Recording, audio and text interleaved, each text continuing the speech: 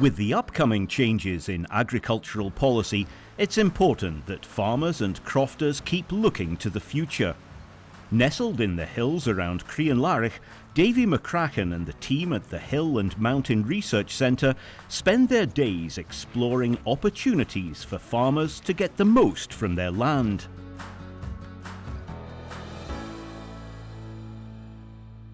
When we visited Kirkton previously, we heard about the ongoing research. Currently, researchers have projects looking at a variety of topic areas, including biodiversity and feed efficiency. A challenge for many farmers is the rise in input costs on previous years, and projects are being carried out at Kirkton looking at potential ways to improve efficiency and reduce these costs in the future.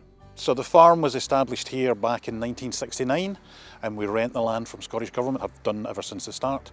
We were established initially to look at the type of agricultural challenges facing livestock farming in this type of area, and there are plenty of those, but also for the last 25 years we've been looking at the environmental challenges as well.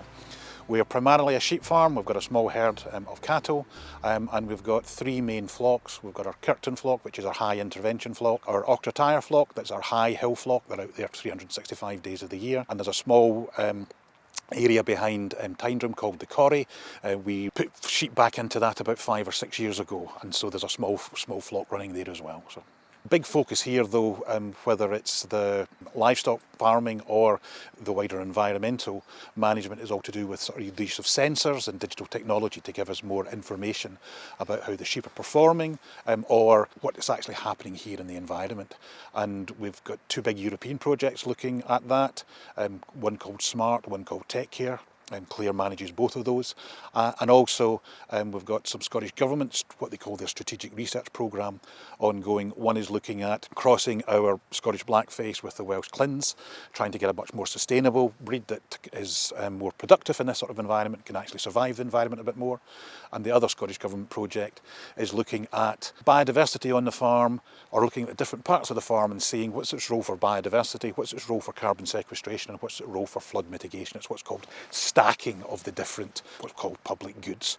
And finally, I think, related to the sensor side of things, Hannah Rudman, one of our SAC consulting colleagues, she has a Scottish Government, what's called a KTIF, a Knowledge Transfer Innovation Fund, looking at how do you make sensors to assess biodiversity in a farm, how do you make them trustable, i.e. how do you ensure that no one has interfered with any of the data from it's being caught by the sensor through to whoever wants to actually use it to highlight and demonstrate that you're actually doing what we're supposed to do.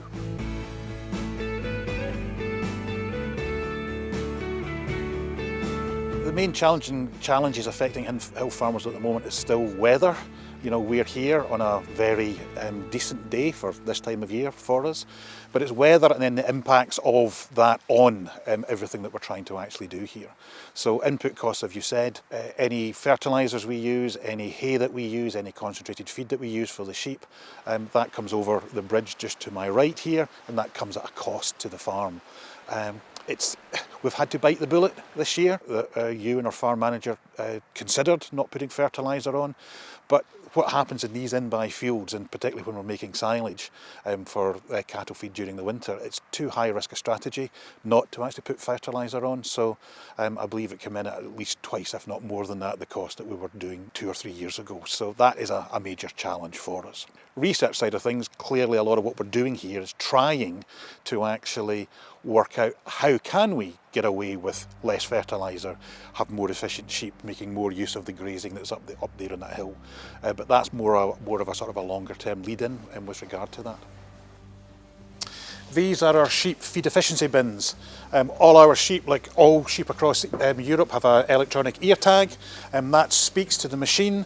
The machine knows how much feed's in each bin when an individual animal comes up, and actually its tag is read by the machine, and the machine will actually know how much is actually taken by any individual animal. And also over on the back wall there, we have our watering stations where we know how much each individual animal is actually drinking.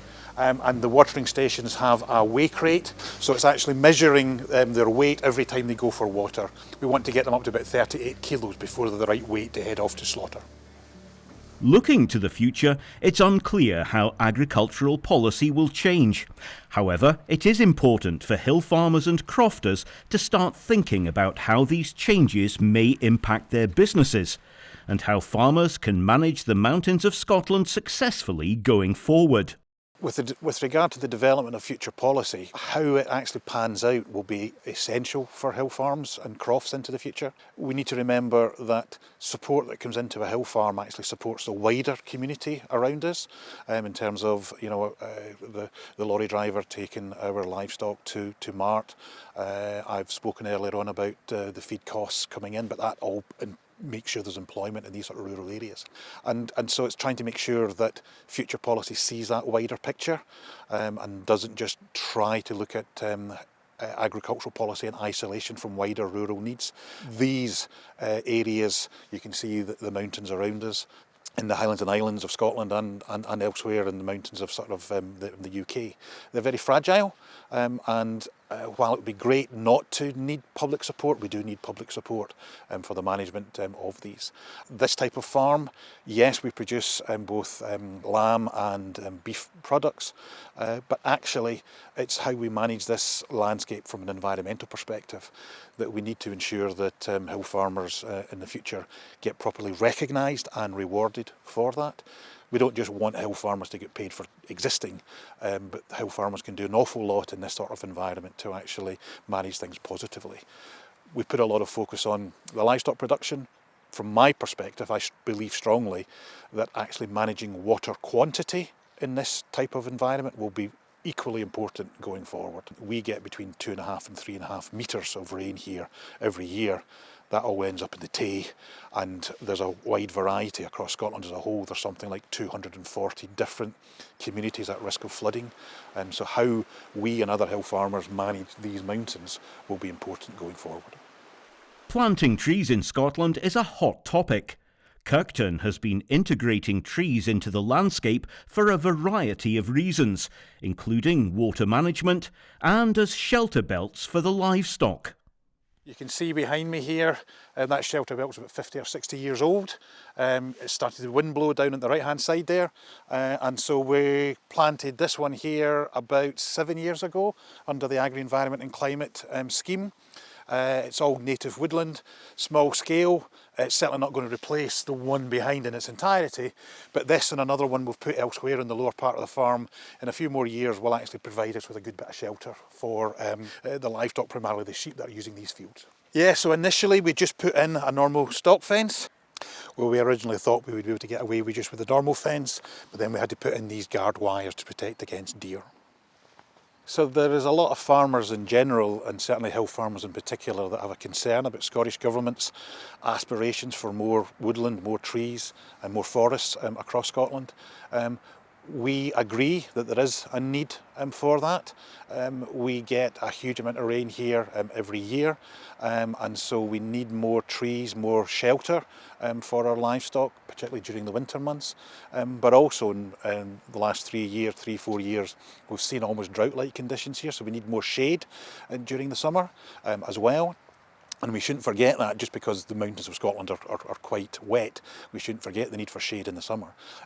We have 25 years ago, if you think of the shape of the farm like a capital Y, with the arms of the Y being two big hill glens, we planted 250 hectares of woodland in one of our glens, primarily with the intent of actually providing shade and shelter for the sheep there it's quite a high altitude. It's between 350 and 600 metres.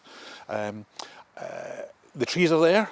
They are not big enough yet to actually put the livestock in without the trees being disturbed, but it's actually the understory vegetation that's really come away, and what we're looking at using sensor technology is trying to understand how much water that part of the farm is holding back, particularly after an extreme rainfall event.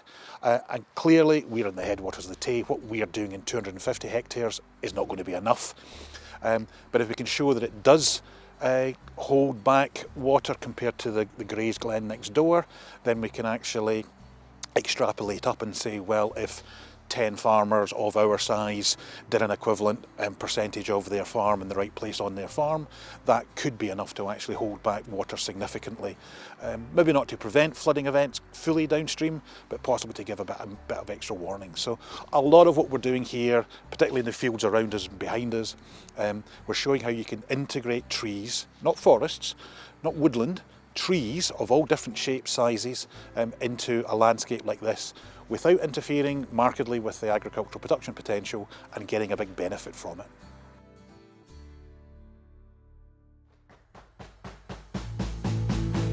Hello, my name is Davy McCracken and I'm bringing you this week's Rural Roundup. With the wet weather that we've been having recently, many of you will be just getting your head down to get through the winter. Thoughts are also turning to making sure that some of the paperwork's done and making sure that you've applied for the schemes that you're taking part in. I've got an update on a lot of these dates for you today. If you are part of the Scottish Upland Sheep Support Scheme, I'm afraid the deadline has now passed. Those applications had to be in by the 30th of November. If you're part of the Scottish Suckler Beef Support Scheme, there is still time to put your application in. Applications need to be in by the 30th of December. This is for all calves which have been born on your holding and you have kept them for 30 days. Most of you will have now heard about preparing for sustainable farming, and many of you have already undertaken soil sampling and carbon audits so you can take part in the scheme. If you haven't already heard about it, it'd be a good idea to go and have a look at the full guidance on the Rural Payments and Services website. So what is available is the soil sampling available.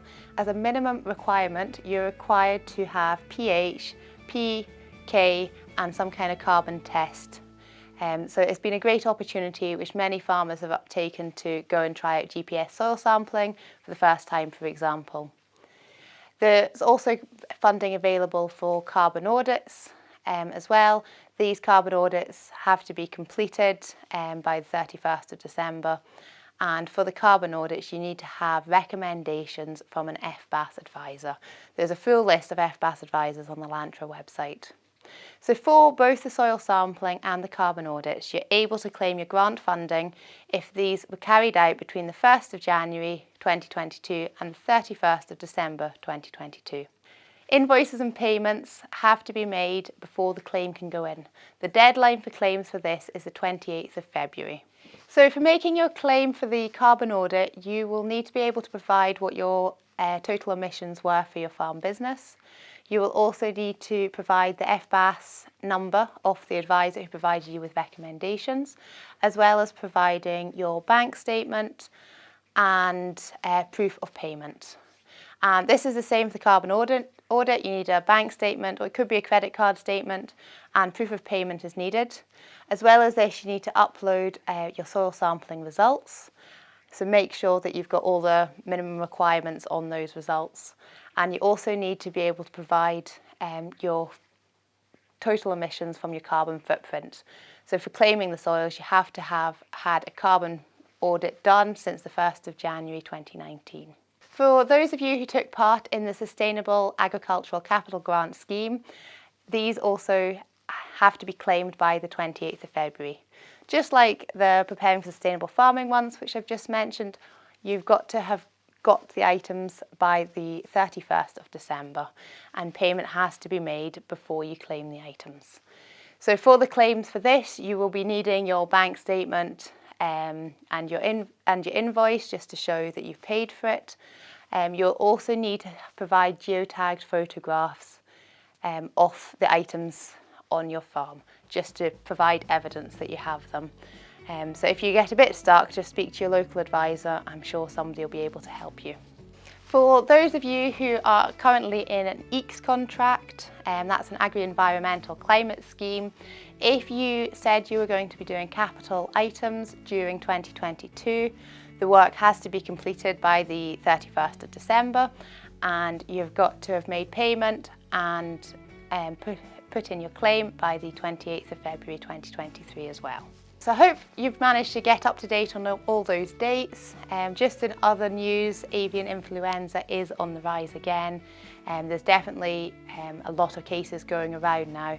There's stricter biosecurity measures now in place, so make sure you brush up on what the security measures are. This is relevant whether you have a large number of poultry or just a few pet chickens. It's relevant to everybody. Avian influenza is a notifiable disease as well, so if you see any cases, whether in your own flock or in the wild birds, you do need to report this. Thank you for listening. I'll see you again next time.